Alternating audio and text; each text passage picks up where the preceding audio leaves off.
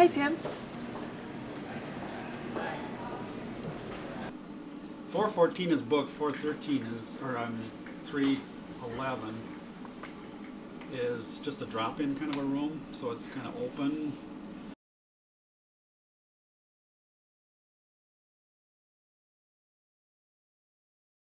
Kendo in the United States is pretty much nonprofit. Other countries have a sports committee, and they actually recognize Kendo. In the United States, Kendo is something that many people don't really see nor understand. Raising money for example, the support of the members who go to the World Championship is very difficult. You know, we can get some sponsorship from small organizations or businesses, but to go and try to get big money from, for example, like Toyota or some of the airlines, sometimes it's very difficult. For example, Toyota. To Toyota, Kendo is too Japanese, because Toyota wants to be known as an American company, not as a Japanese company. A company such as Toyota, Nissan, or whomever, they feel that it's more important to show face with them, with a community basketball program, as opposed to Kendo, because Kendo is more specialized right now.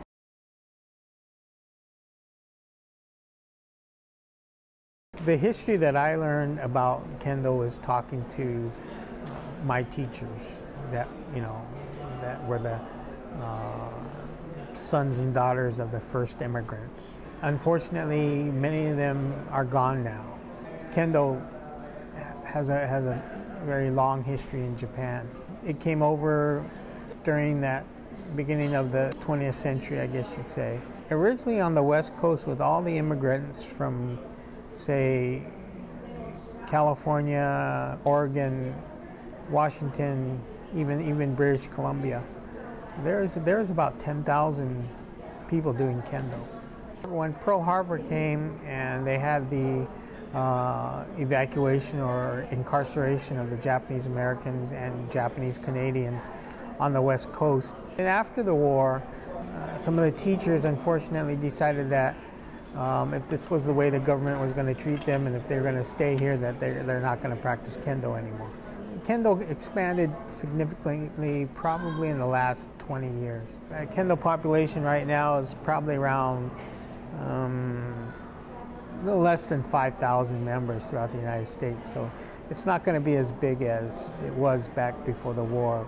I know that there is a big growth maybe about 10, 15 years ago because of television, and that television was a Korean soap opera drama in which the grandfather did Kendo, and all of a sudden there was an influx of all these Korean American children that wanted to do Kendo.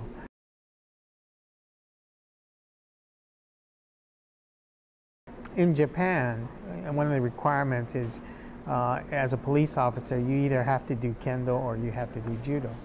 And in essence, the feeling is that Kendo has value as far as teaching patience. Before you utilize a weapon, you have to be able to calmly figure out how to resolve a situation.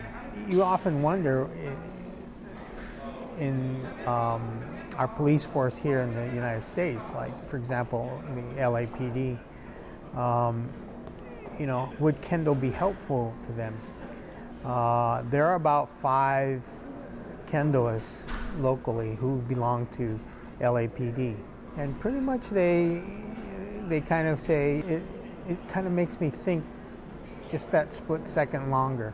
I mean, obviously there's no studies on it or anything like that, and for me, I think that would be a great opportunity for our police force to actually do something like that. It would have to sort of come from them.